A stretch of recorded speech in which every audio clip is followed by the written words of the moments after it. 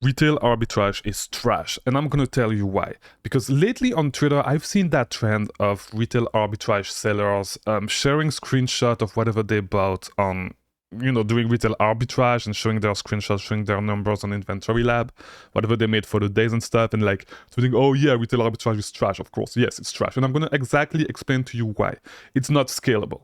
All right, I'm going to tell you why, but before we do, we have a Discord server, link in the description. Best place to meet other sellers, best place to learn online arbitrage, best place to meet new friends who do Amazon just like you, right? So join the Discord server, link in the description. So I think people do not understand what scaling means, and because I've seen people as well, like with those tweets, about retail arbitrage, I've seen people posting like a ton of shit, like a ton of products, and putting as a caption, "Oh yeah, retail arbitrage is not scalable." No, it's not, because you had to drive to 20 stores, 30 stores. Like the way you grow your business, like it's a one-to-one.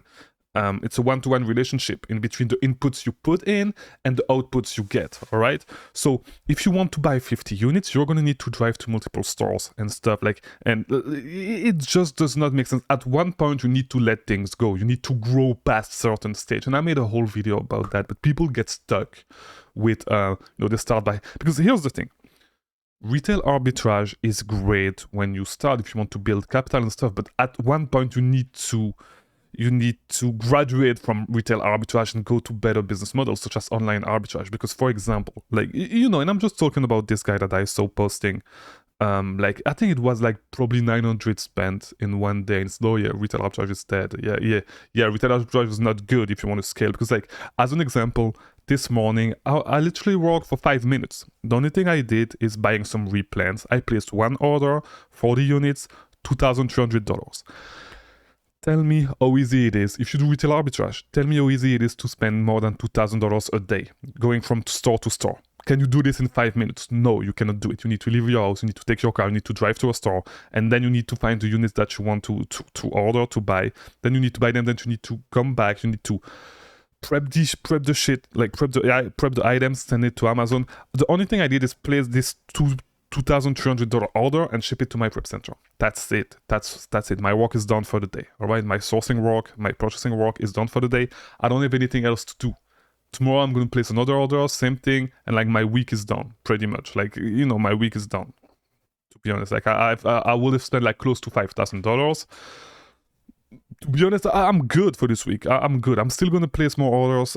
If I have some capital, it depends. But I'm good. But can you actually do this with retail arbitrage? No, you cannot. All right, it's not scalable. No, it's not. You buying what's it called? You getting a storage unit and filling it with the items and going store to store. It's not scaling. This is not what scaling is. Scaling is being able to put less input. It's when you grow, the amount of input that you need to put in is getting reduced, and so your price get better, your efficiency gets better. This is what scaling is. You cannot scale with retail arbitrage. You cannot delegate a lot of stuff with retail arbitrage. You could buy some stuff and drop it at your prep center, but it's dumb as fuck. It's really dumb as fuck. So because if you work with the prep center, it's better to actually work with the prep center in a tax-free state, and so you save on tax by buying the stuff over there, and so it covers the prep fees, right? So no, retail arbitrage is not scalable. Try to graduate to online arbitrage so you can start delegating more stuff. Eventually, you'll be able to delegate sourcing. You'll be able to delegate purchasing, and prepping is pretty easy to delegate because you just work with the prep center, right? So no. Do not get stuck at retail arbitrage. Retail arbitrage is trash. It's good when you start to build capital to be able to start doing OA, because you can go wider with OA. What is good is that you can go deep in units. You cannot go deep doing retail arbitrage. If you want to go deep doing retail arbitrage, what you're going to need to do is drive to every single store around you, which is not bad when you start. When you have more money to spend, when you have 1,000 to spend every day, when you have 1,500 to spend every day, if you really want to grow your business. No. If you want to keep that as a side hustle, yeah, by all means, keep doing this. I'm trying to build a business, all right? I'm trying to increase my spend every single time. And the only way to increase your spend, if you do retail arbitrage, is to drive to more stores. I'm not trying to do this. I'm trying to travel you know, I'm not trying to get tied to a location and having to go to every single store, know every single store all they worked, what product can I find to be able to make money. I do not want to do this, and this is why online arbitrage is a superior model. Now, yes, sometimes if you do retail arbitrage, you'll have a better return on investment, right? But at what cost? You're going to need to drive around. Right, so how does it make sense? Tell me how does it make sense? Like, if I can just spend 5 minutes placing an order for $2,000, why would I go driving around Targets, like all those Targets, all those Ross, scanning every single product, trying to find the product that it does not make sense at all? All right, so stop this bullshit.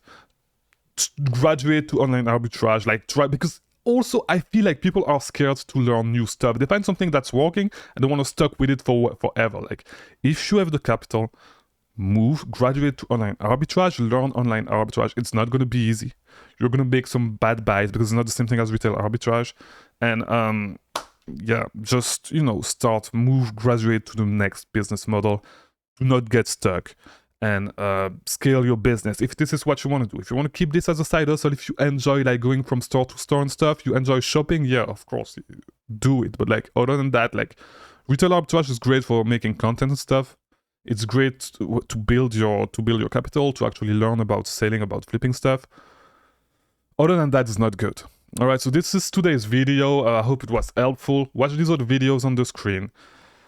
Link in the description for the Discord server. Leave comments, let me know what you think about retail arbitrage. Is it a good business model? Is it not? And I'll see you tomorrow for a new video. I release a new video every single day at 3 p.m. Thank you for watching.